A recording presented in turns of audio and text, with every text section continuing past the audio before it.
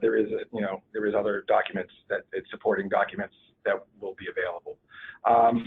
So another note, if some of you signed up for the June 14th webinar with Norwich and Green Mountain College, that was rescheduled to July 21st due to some scheduling issues. So if you registered for that one, you don't have to re-register. You're already in for the 21st, but you should have got another notice and calendar change that that June 14th one is now July 21st. And then on June 21st, we will have University of Vermont and St. Michael's College will be presenting. So that's kind of just some information to have. Again, scheduling wise, we're going to have Landmark College presenting first. When Jan from Landmark College is done, we will be able to take some questions and answers for her. And then we will go into the presentation for Vermont Businesses for Social Responsibility. And after their presentation, there'll be some time for questions, and then we'll kind of close and follow up on anything else. But again, there's not a lot of time for questions and answers. We'll take a couple, but everybody will have contact information. So if you do need to get in touch with these folks and have other questions you'd like to ask, they're more than happy to answer them for you. So with that being said, I have Jan on the line. Jan, are you ready to go? Yes, we are. Okay, awesome. So I'm going to turn the controller to Jan. So you should be able to see her screen shortly. Okay, so we all set. Can everyone see our screen?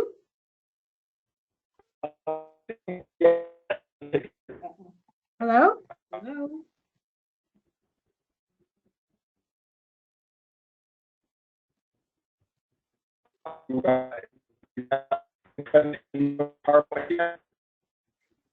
We're having a difficult time hearing you, and it's a little bit voibled.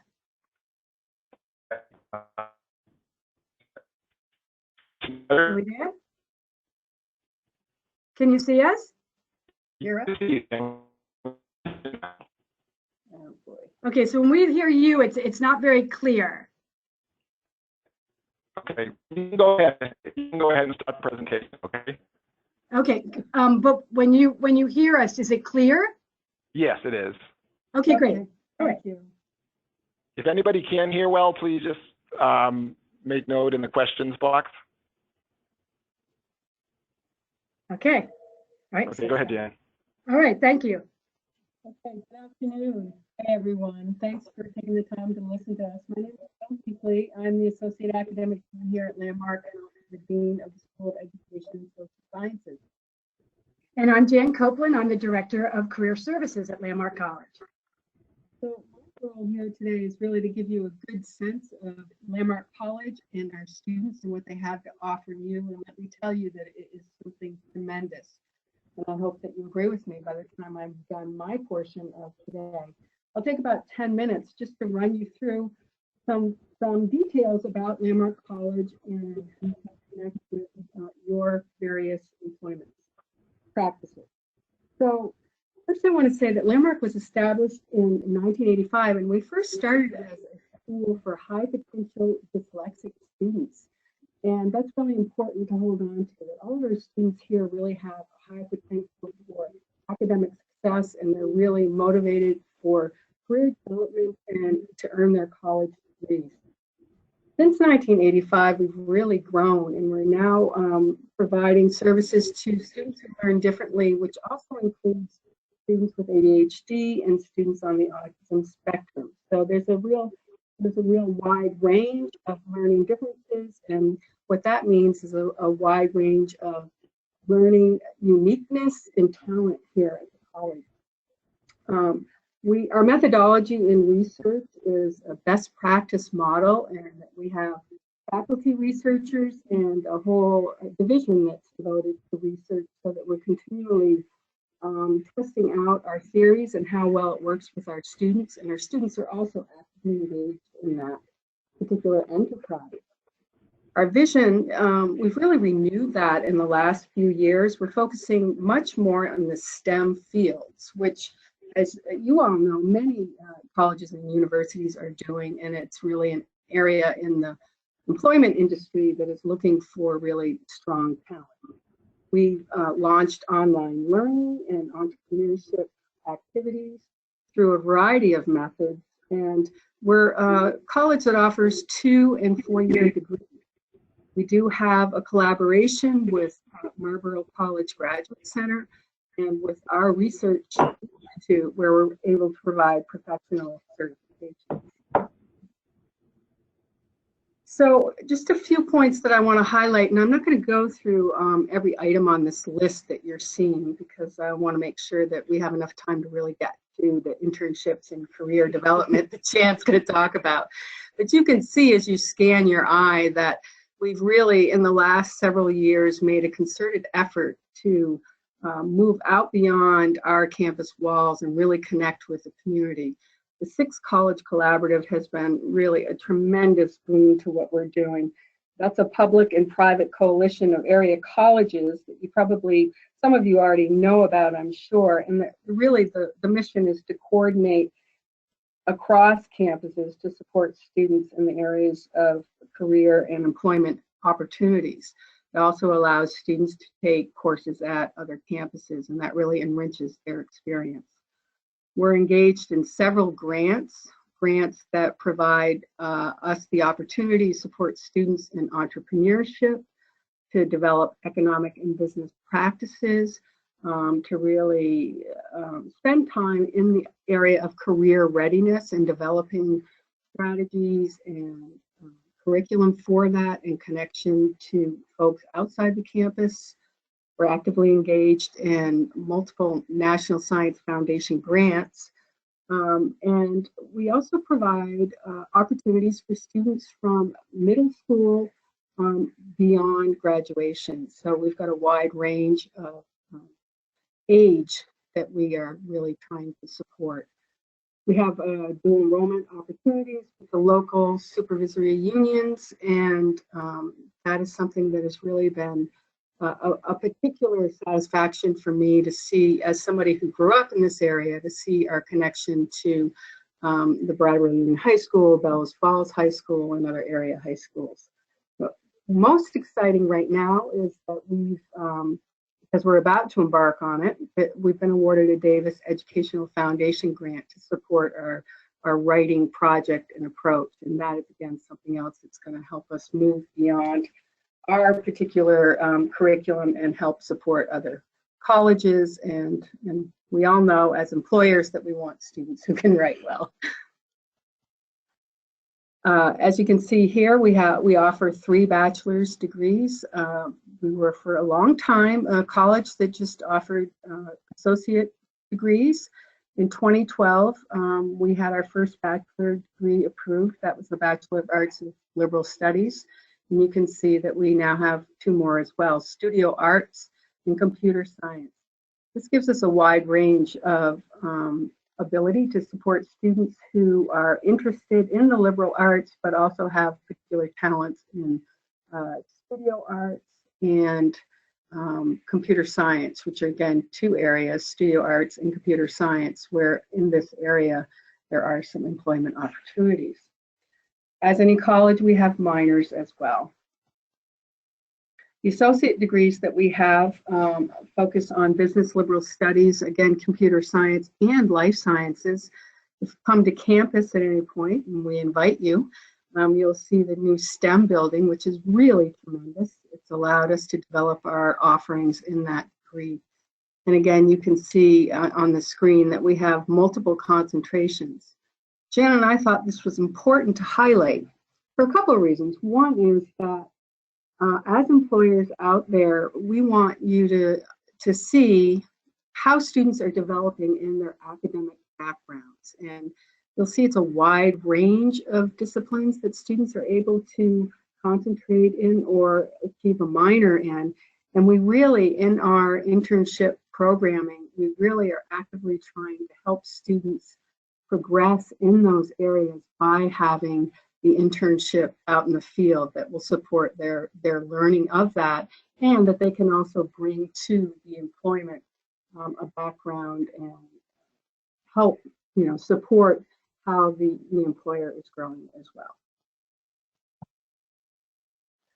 The Landmark College Research Institute I've referred to a couple of times, and they are our research division that spends a lot of time out in the field doing training, letting people know what we've developed in research.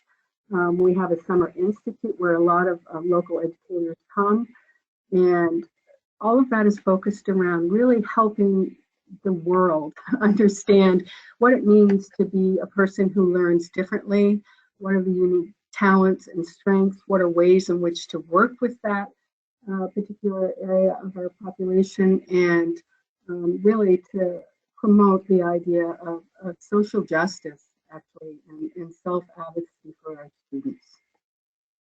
Ultimately, our mission includes helping us help the public think a little bit differently about education. So Landmark Career Services is a comprehensive model. I'm really excited to be working more closely with Jan. The Career Services is under the umbrella of Academic Affairs and works closely with all the other support offices, and also works with people developing curriculum. So there's a real foundation of understanding. Landmark College graduated first baccalaureate degree students in 2016, and then we've had our second class that's just completed. As I said, we're aligned departmentally under the same umbrella and under the leadership of the VP. Students begin thinking about internships with their individual academic advisors, and there's real effort to help students be ready and prepared for those internships and be at a point in their curriculum where it makes the most sense for them to be engaging with that. So it's a really deliberate team of support. We have a first-year study curriculum that really emphasizes the understanding of how students learn, strategic learning, what it means to plan and organize and become better at those executive functioning skills that you need both in college and in employment, and to really understand what it means to be part of a diverse population. And I'm sure we all agree that that's a really important thing this time that we're living in right now. We've got a 2017 strategic plan that's about to be unleashed, and in that plan, there's a real emphasis on employment, work readiness, experiential programming. We've always been a college who defines itself by experiential learning, and now we're putting more resources in place to help augment what we do now and to really improve and increase that so that more students are going out into the field. So with that, I hope I've given you a good understanding of Landmark, what we're about, what we can offer. And I'm going to turn it over now to Jan, and she's going to provide an overview of career services and give you some really interesting information about what students are doing as interns. So as you can see on the screen, we have a video, but we're going to wait till the end to show that if time permits. So it really just provides a little bit more details about how we work with students. But we really have a comprehensive approach and very individualized.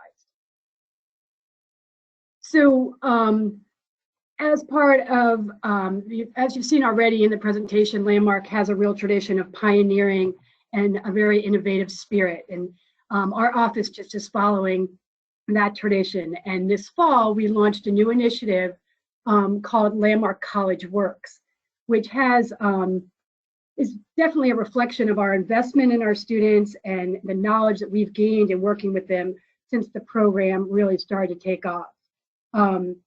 So we launched Landmark College Works, and it is a two-pronged approach to career readiness.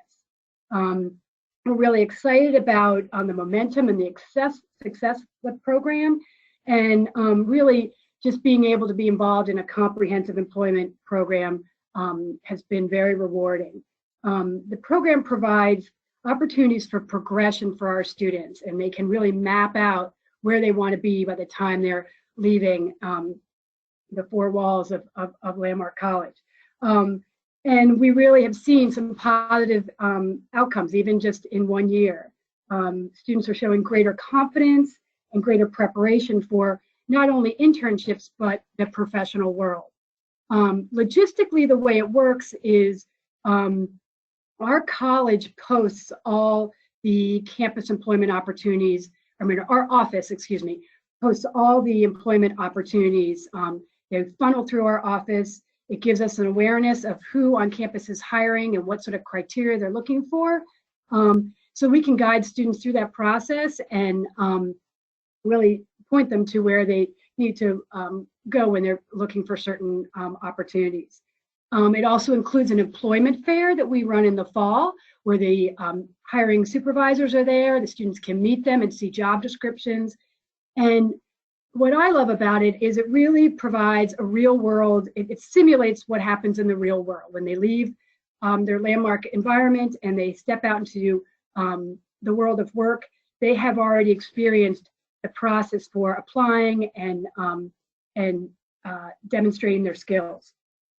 We also provide training for student employees that really focuses on soft skills that many employers are seeking, but also just confidence builders and opportunities to be prepared for their campus employment experiences. We even provide resources for the employers on campus so that they feel equipped to work with the students and feel confident about having a good environment for career growth and readiness.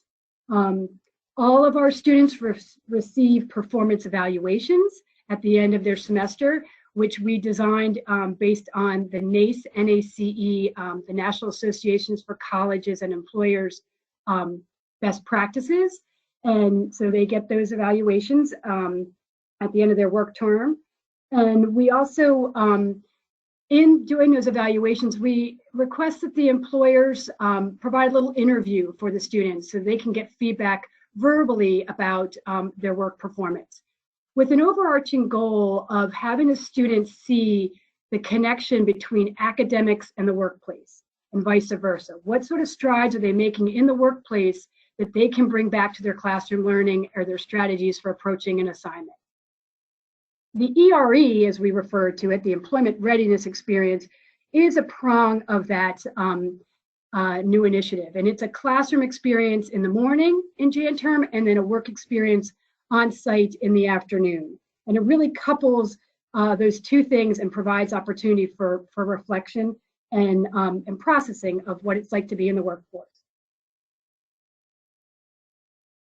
So what sort of internships are we seeking for our students? Well, based on the demographics and our student population, we've broken them down into 3 categories. And we feel like these offer an array of options for employers. And it also demonstrates that our students come with at different points of entry. Some come with skills already under their belt, and some are still gaining those skills. So we feel like it's important to have various different categories. The capstone, just for definition, is a required project that the students do when they're in the bachelor's program. So what do Landmark students offer? You see a list on your screen of many of the things that the neurodiverse population is, students with learning difference population brings to the workforce. But what I found very impactful in speaking to employers about their Landmark intern is they really appreciate how well we know our students, but then they also comment often about how well our students know themselves. I found it really powerful. And in a recent article in the Harvard Business Review, it's entitled Neurodiversity as a Competitive Advantage. And I found that the author in the June article of 2017 articulated what I experienced in working with this career services office and the students, that neurodiversity really reflects a broader definition of talent, and that's our students. Our students are differently abled, and it's really an attribute to the workplace. And I find that their differences, and the employers comment that their differences encourage the supervisor to get to know them better, and in turn to be a more effective manager. So now for our statistics. We're a very small college.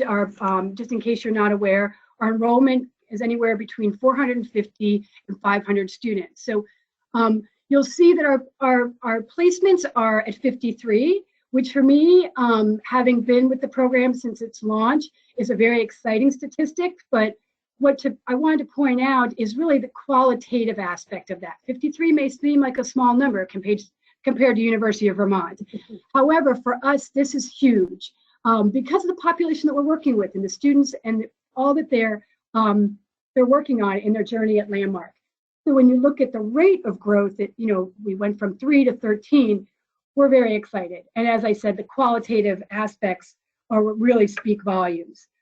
We've had high success rates. We do a lot of front loading, so we have students who complete their internships with flying colors.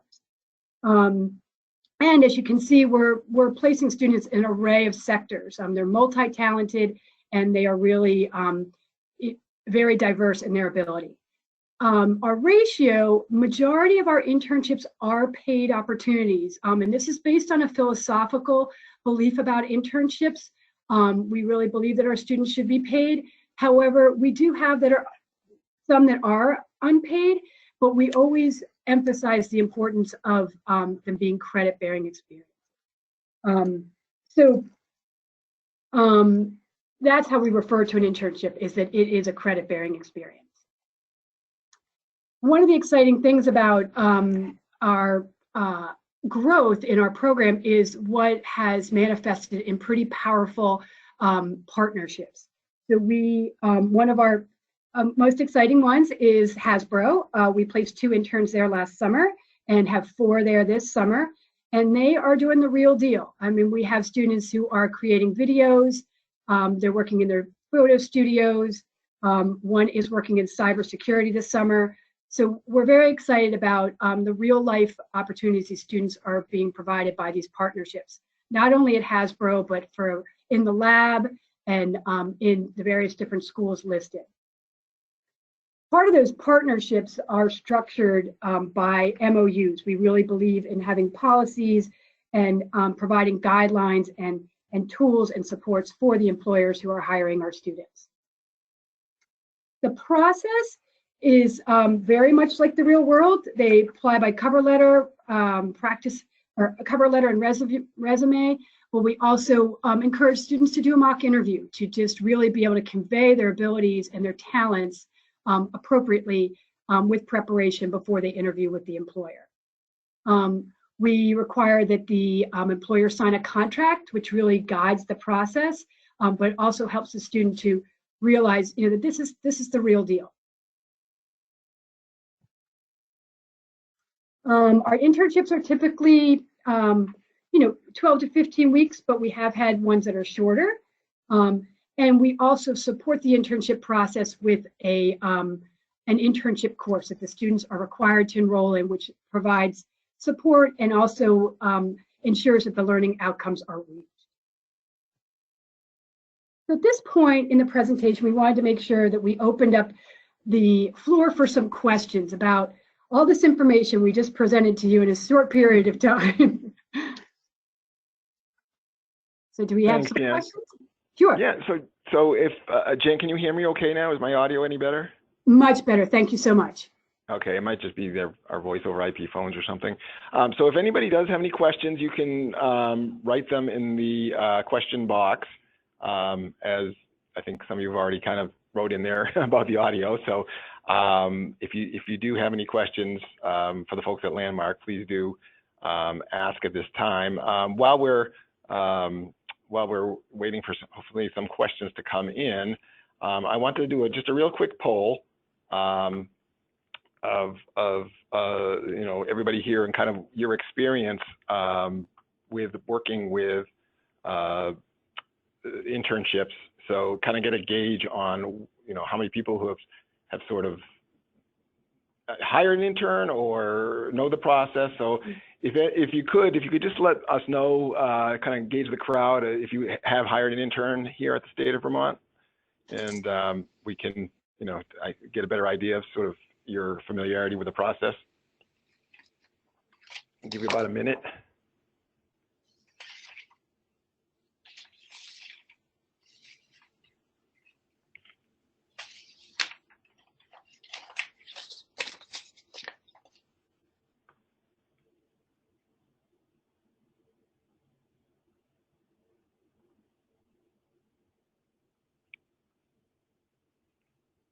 All right, so looks like most of you have not. So it looks like about 80% or 78% have not hired an intern here, and about 22% have. So hopefully, with this webinar series, we'll be able to increase that percentage to the yes column. So do have a question, Jan. What are the most desirable positions your students are seeking internships for?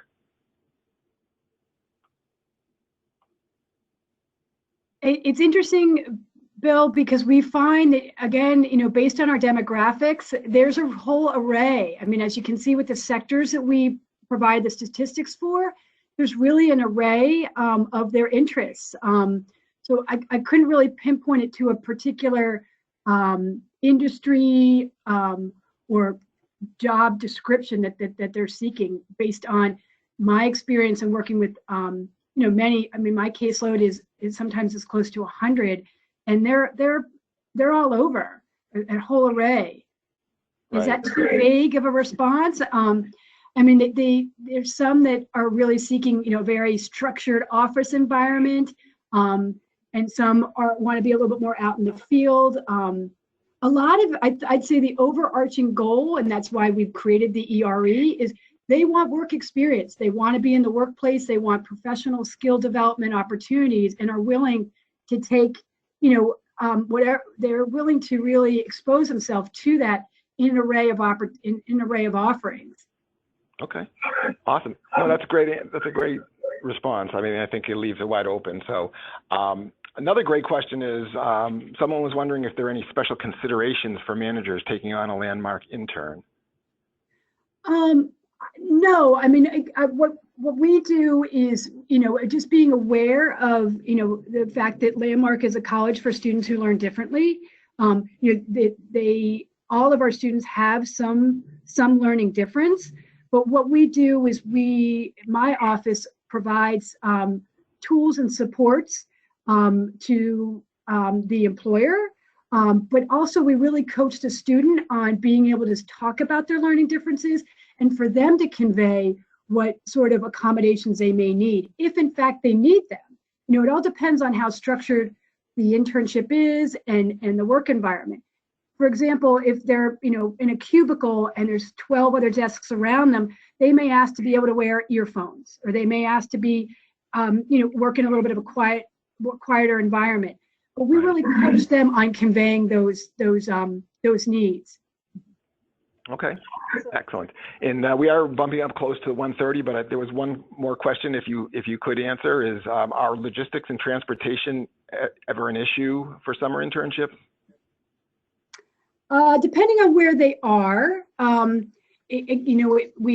we have placed a large number of students in the Brattleboro-Putney area, but we have had students who drive to their internships, but we don't have a high percentage of students who have vehicles. So something 3 hours away or several hours away, we've had them find housing over the summer and done those in the areas of Burlington and Winooski. Okay, awesome. Thank you so much. We really appreciate it. And again, I'll send that when I send the presentations out of the Landmarks presentation, the PowerPoint slides. I'll also send that link to that video. We didn't get a chance to show it, but I did look at it. It was really good. So, Jan, thank you so much. I appreciate your presentation. It was great. And again, if anybody has, I'll put the contact information up at the end of the webinar. And if anybody has any further questions, they can reach out to Jan to get them answered. Thank you so much, Bill. Thank you, Bill. Thank you.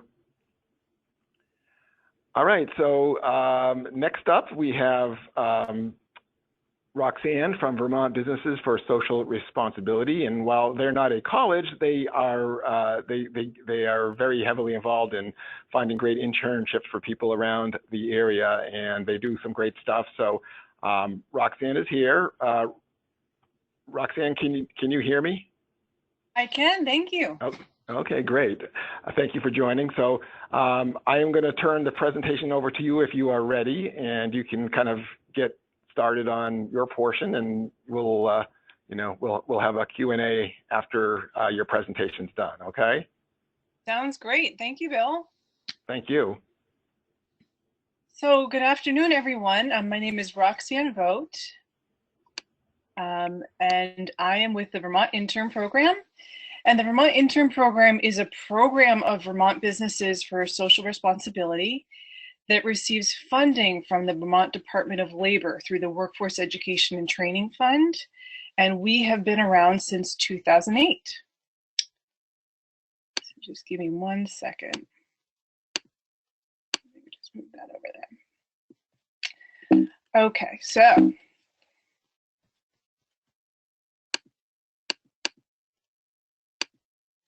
just a really broad description of what we do. If you wanted to just summarize it in one small phrase, it would be, we connect college students and recent graduates, who of course we know don't like to be referred to as recent graduates. They prefer to be referred to as young professionals, with employers who have paid internships. So specifically paid internships, our program only supports those positions. And when I think about, why do most people want an intern? Well, of course, we all want some help, and that's, of course, the primary reason. But other reasons that people are specifically looking for an intern as a support person is, maybe a special project. It may be the kind of opportunity that no one of their current staff has the capacity to explore, but is really important to the organization. It's also a great way to build capacity for current employees. So as we know, employees who feel supported have a better employee retention rate, and of course improves morale. And then of course, it's providing managerial opportunities for those who don't have experience managing folks. And that's a really nice opportunity for entry-level employees. I've also had scenarios where, current interns are managing interns who are new to the organization. So let's say you have someone come in summer number 1, you train them up, then next summer you have them train the incoming interns and perhaps even supervise them. And that will cut down on the cost of training and supervision for that second summer of interns. So that's a nice model to think about. It also creates, of course, pathways for new employees. So whether that's the opportunity to just find talent or to, develop a relationship with someone in a low-risk environment. A lot of employers find a lot of benefit in that. And then, of course, there are so many benefits to just having an intern in your office. You've got reverse mentoring. There is the opportunity to just educate the young people in your office about who and what you are and your mission and purpose. And that becomes a really nice opportunity for a lot of, if we're speaking specifically about college students, these are young people who are typically either coming to Vermont for college only and may not have any idea what exists off campus, or they may be coming from another region of the state. If let's say they went to school in Bennington and are originally from Plainfield, they may not know what opportunities and organizations there are in the Bennington area. So it's a great way for them to get engaged in the community. And then, of course, very, very important to me is, what is the really core of the program that we run and its purpose, and that is to expose young people to the vast diversity of career opportunities that we have here in the state. And that I find to be really critical. So I just want to go over some definitions first, because there are so many work experiences, and some of them are internships and some of them are not. So in this broad category of applied learning, we're looking at anything that is connecting a real world work experience with something that's either applied from the classroom or is just an interest that someone wants to explore. But the point is that they're getting to apply what they've learned or have interest in a real world work experience. And then underneath that, of course, we've got job shadowing, externships. It could be volunteerism. It could be a senior project or a capstone. There are ongoing relationships between employers and educational institutions, and those are often known as co-ops. There are apprenticeships, which may be formal apprenticeships with specific criteria or not. And then what I am, for the purposes of our program, again, the Vermont Intern Program, thinking of as internships being specifically paid. So there may be other unpaid temporary career experiences that I would not call an internship through the Vermont Intern Program. So when I say internship, here's what I'm thinking of. I'm thinking that something specifically short-term, it's structured, it has direction from the employer. It may be connected to their professional goals, but those don't necessarily have to be their academic area of interest or their major, and that's a really important distinction. I think sometimes we can get caught up in just focusing on what someone's major is, what they're studying, and they may have relevant experience or a very active interest in another area that could be very relevant to a work experience they're interested in. And then, of course, hopefully they're applying previous knowledge that they've acquired, and that ideally it includes both a combination of short-term tasks but also long-term projects. So that gives meaning to both the output of the internship, but also to the intern in their experience, and making sure that they have a balance of work. So as a paid intern, that person is technically an employee, and this is again according to the Vermont Department of Labor.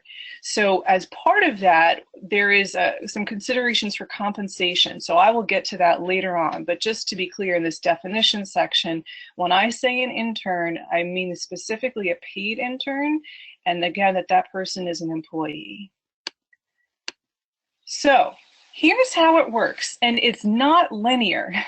So you have initially, of course, the employer, so that would be you as a state representative, saying, oh, yes, I have an opportunity and I would like to share that with the Vermont Intern Program and get the word out.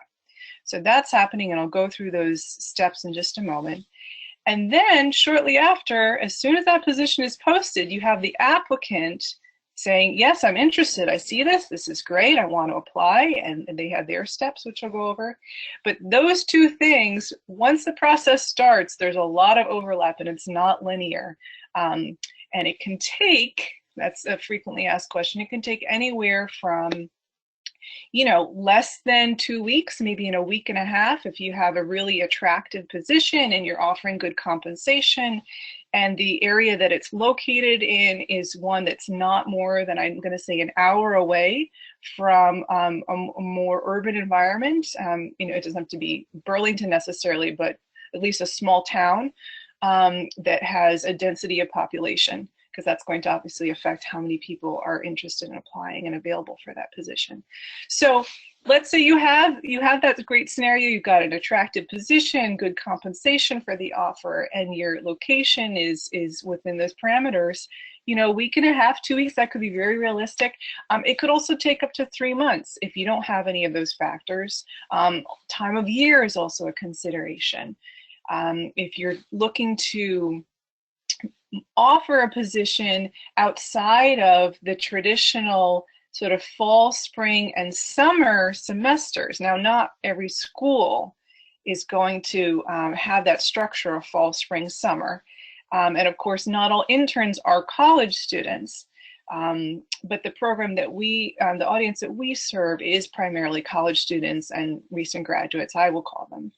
And because of that, even after people have graduated, it seems that they still sort of think to, and in some cases adhere to, that kind of schedule. So they tend to shift whether it's they're moving where they're living or they're changing jobs, they tend to have a shift around those times. So that's something to think of. And again, if you're falling into one of those sort of structured academic semesters, so in July, mid-July through August, you say, I have a fall position, chances are much greater that you're going to get a good response than if you say, I have a position and it's starting the first week of November. That would be a harder time to fill that position. So in any case, quick digression, but what we have to start, you as the employer, either going to our site, and I'm going to share with you now a form here. This is a form that I use to collect information from employers who have an internship to share with me. It's basically just the contact information, which is not shared with the applicant, and then the position description.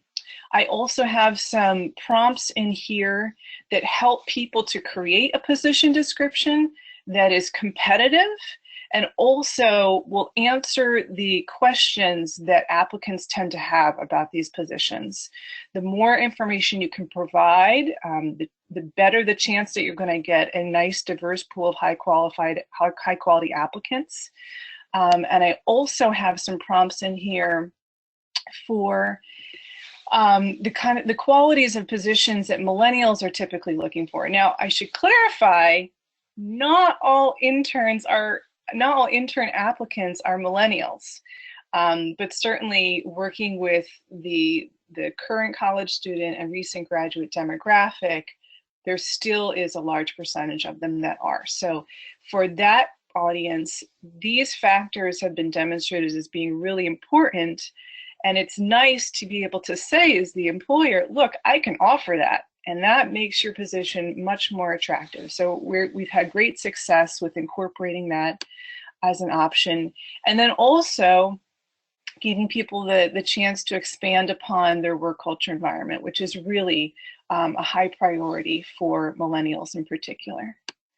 So that is the form. It looks long, but typically I'm told it only takes about a few minutes if you have the information already. So you may have a position description already formulated, and then you can just sort of cut and paste that in here, include your contact information, answer a few questions about your work culture, and then we can go ahead on our end and get that posted. So what we do is we post that position on our website. And again, this is not linear, so don't try to follow along with the slide. But we post the position on our website. We do promotion a few different ways. So here we are on the website, which gets a ton of traffic. We have about 10,000, and it's actually a little bit more now, but let's say 10,000 hits per year on our list of available internships. And that's not just college students and recent graduates, but also parents and career counselors and all of the partners that we work with statewide to help people find positions in Vermont. We also have a Twitter following. So we, as soon as we post a position, tweet that out right away. That's where our followers are looking. When someone is really actively looking, that's the place they're going to find it first. And then we have an email newsletter with about 2,700 folks on that, and that is again the same audience that's looking. So it's students, recent graduates, but also some parents, career counselors, and then our partners in workforce development across the state. And then word of mouth. We all know that that's a great way to find positions, and so this program being part of Vermont Businesses for Social Responsibility, I really take advantage of the fact that we are a business network and that we have networking events, that we have member-to-member correspondence and partnerships that are always happening. And I use my connections within the VBSR network to make referrals and support people in their search. So that's what you as the employer would do, and also what I would do on my end. Of course, the applicant, they're finding the position. Hopefully they are in preparing their application materials, they are looking at their cover letter and resume in fine detail. They've gotten rid of any typos and they've done all that work on their end. what they do as the applicant, and this is sort of unique to our program, is they can upload their materials to our website, complete a short form, again, similar to the one that the employer fills out to collect their contact information. And then we review their materials as a free educational service. And we've had great success with this. Applicants love it. They're so happy to have another set of eyes on their materials. And we help them correct just very simple mistakes, from, you know, a small typo that could have a big impact to, you know, someone that's just really off course and is, you know, for example, uploaded the wrong cover letter or spelled the name of the hiring manager wrong. Or, you know, I could go on and on. I've seen it all at this point. But we do offer that service, and it's very much appreciated. And we've had a lot of, you know, gratitude from employers as well, because what that essentially does is it ensures that whatever materials they're receiving from the applicant after that person goes through our process are just in better shape. And typically answer the questions that the employer is looking to answer much easier. So that's what the applicant does. What we do on our end, just to sort of finish that thought, is we when we send the materials back to them with our comments and suggestions for improvement, we include the link to the employer website. So that would be the link to your website so that they can apply directly with you. The other piece, just at the end to tie things up, is we always follow up with each employer to find out what was the outcome of that search. Who did you hire? You know, were we able to support you in the search? And then if we did provide you with an applicant that you then hired, then we offer that applicant a free membership to Vermont Businesses for Social Responsibility. And that is a really great opportunity for them. They use it in their resume. They use it in interviews if, you know, it's relevant to that employer. They use it on LinkedIn. They come to our networking events. They get involved with other members. They do sort of member-to-member connections. So that it becomes a really great resource for them as they transition from student to professional.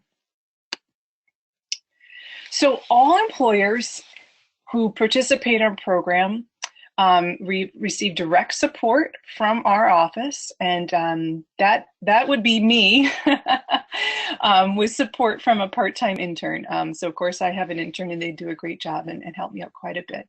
So I am always available to anyone. This program is an option for any employer in Vermont. You do not have to be a member of VBSR. The only qualifiers are that you pay your intern at least the state minimum wage, and that the position take place in Vermont. Again, our goal here is to make sure that young people are being directed to and exposed to the great opportunities we have here. So we want to make sure those positions are in the state. And again, as a state-funded program, it's really important to us that it pays for itself. So having paid positions only, and those that pay at least the minimum wage, is a critical component as well. So the primary support that I offer for employers is just in the process of getting that position posted and promoted. And for most people, that's all that they need help with. Others, especially those who may be working with maybe a smaller team or smaller infrastructure, or haven't done a lot of posting of positions or recruitment for internships before, they may ask for more support. And for them, I can offer a whole host of services. Again, these are all free. So that could be starting at the very beginning with just conceptualizing and structuring position, figuring out what you need support with. Who can be the supervisor, what resources they're going to need, what the timeline is, what the compensation will be, and so on. 2, writing the position description. This can be a huge hurdle. And as someone who's done a lot of hiring, I get this. So I can certainly assist with that. And often that's just the one step we need to do to get it out the door. So happy to assist with that as well. Again, we can consult on what's appropriate for compensation and provide support with attracting interest. there could be, you know, a great position that maybe doesn't have a fantastic position description, or we need to highlight what the perks are and the real, the highlights of it. So we can certainly assist with that, as well as once you've hired someone, you know, what are the best practices for that, that relationship? How can you get the most out of the experience and ensure that the intern does the same? So that could be supervision. Occasionally, you know, we'll consult on disciplinary action.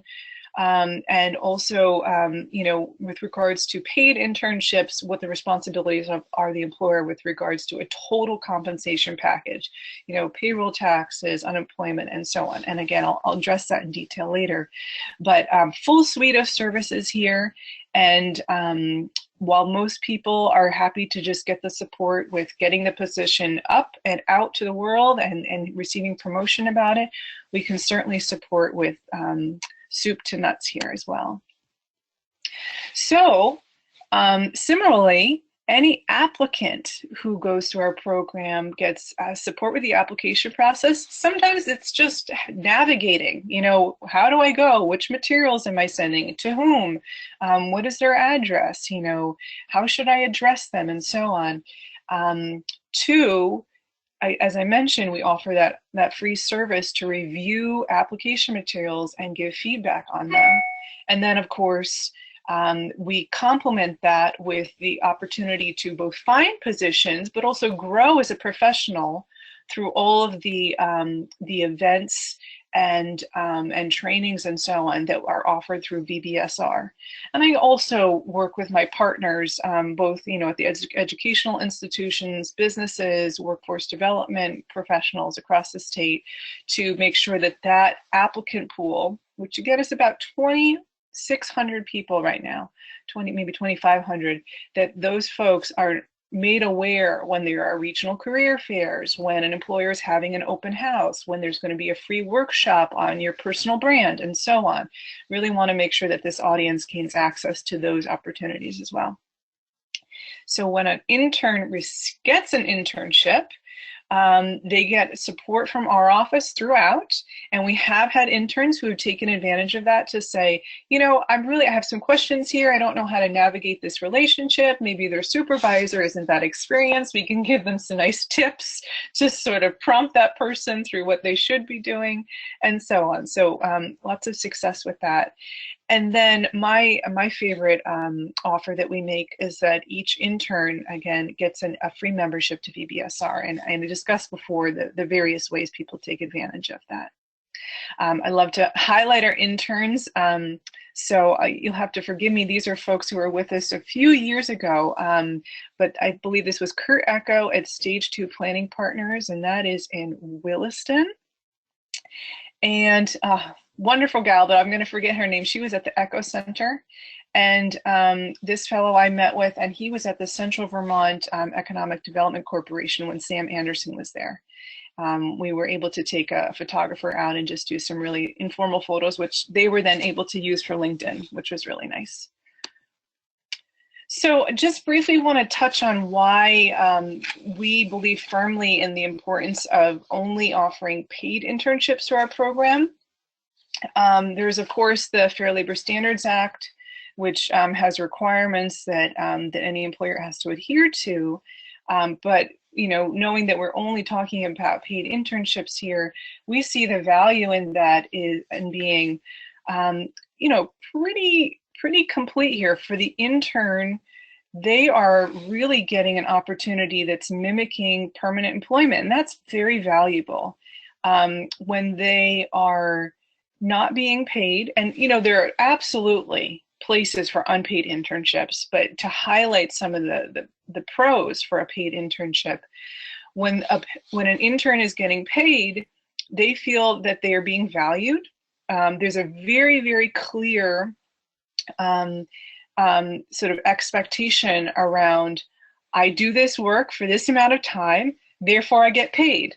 You know, they're getting a lot of value out of it otherwise, both parties are, but there's a very clear relationship there, and sometimes with an unpaid internship, that can be a little bit more of a question. and in each party has to work a little bit harder to understand when they are meeting the expectations.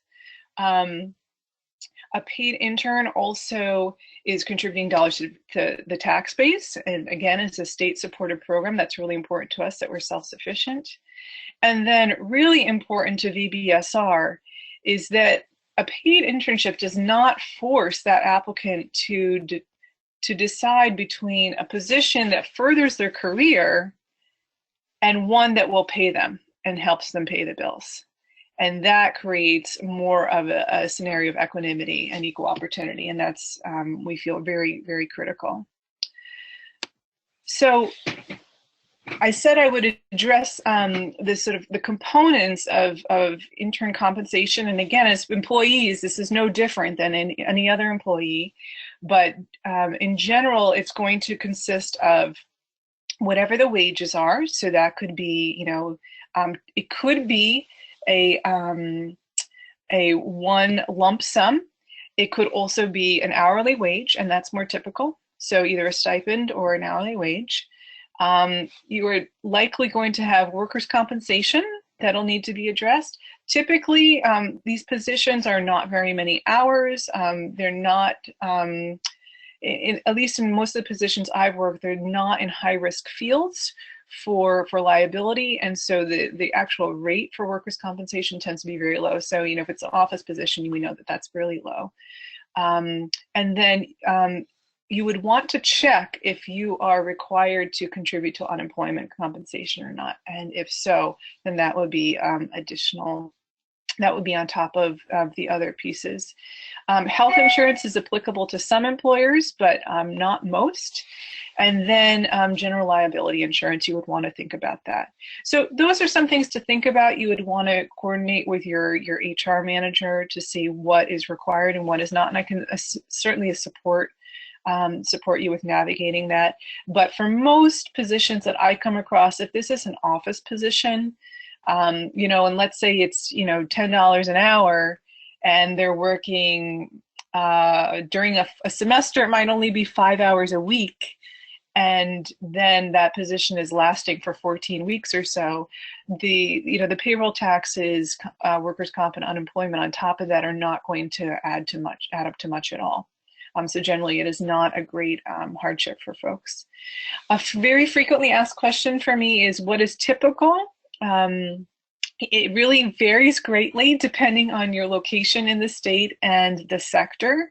But if I were to speak very broadly, I would say most positions that I'm seeing right now are paying between 10 and 15 an hour, and 10 to 12 being more typical for an entry-level position. Someone who doesn't have a high-level responsibility, maybe doesn't have too much contact with the public or external partners, isn't dealing with finances or confidential information, that kind of thing would be typical for 10 to 12.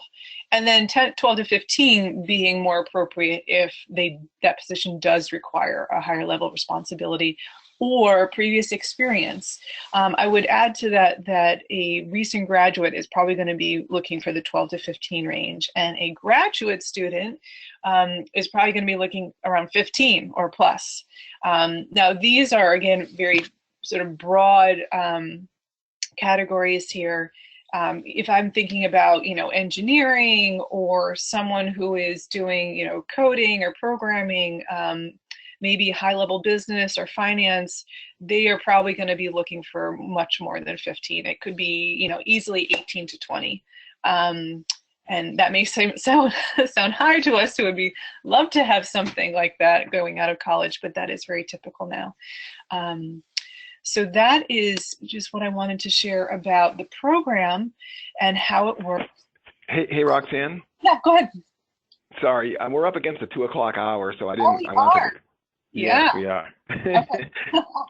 Well, maybe I'll just briefly say then that, there's been a long history in getting to where we are now, and we've made adjustments to respond to the market. but that there is a new platform that is going to be coming out very soon. We're expecting September of this year, and that's a partnership between the Agency of Commerce and Community Development, VBSR, and Beacon, Vermont, which is a job listing platform developed by Champlain and UVM college students. So we will share more on that endeavor when it becomes available. And that's it. Thank you so much, Roxanne. I appreciate it. Great presentation. I'm going to take it back and see if anybody has any questions for Roxanne about VBSR. And we can wait a second. There was a couple. One thing I wanted. I did get. Somebody had asked that the internvt.org website was not working, and I tried it myself, and it wasn't. And I don't know if that's something that's just happens to be down right now, or if the URL. I just want to confirm the URL is correct. So it's a complicated answer, but in short, we just redid our website. Okay. And the redirect has not been able to be fixed in a satisfactory way, I'm going to say. So what they've done is, if you do www.internvt.org, it should take you to vbsr.org, and that was sort of the best they could do. Oh, okay. And somebody had commented in it's the difference Google Chrome and Internet Explorer, I think, depending on which browser you use. I'm not sure. Yes, that's exact, and that's what we're working on our end, is how can we fix that for all folks. Yeah. So thank you. I appreciate the note, and we are working on it. In the meantime, anyone can access the program through vbsr.org.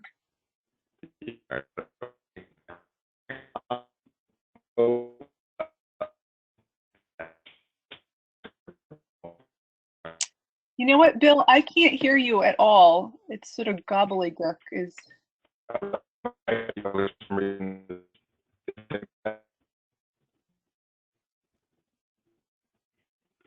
Hello, can you hear me? That's slightly better. Okay.